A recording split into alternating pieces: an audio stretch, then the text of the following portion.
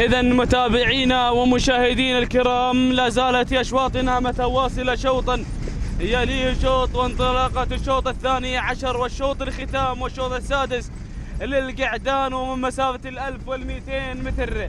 إذا دراجة رصدت للفايز مع المركز الأول مقدمة من الفعال عبيد بن سلمان الدوسري، وله جزيل الشكر من يدعم هذا الرياضة، رياضة الآباء والأجداد. مقدمة الشوط وصدارة الشوط، المركز الأول مهيض على الصدارة فارس بن عبيد الدوسري مع مقدمة الشوط وصدارة الشوط. المركز الثاني قودان عيد بن عطلة الجهني، ثالث المراكز الأرقب حسين بن سعد اليومي.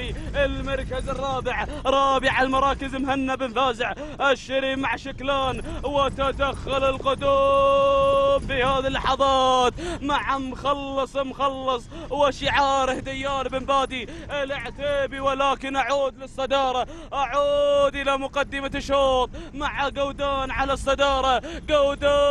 قودان يبحث عن النقطة الرابعة. يا سلام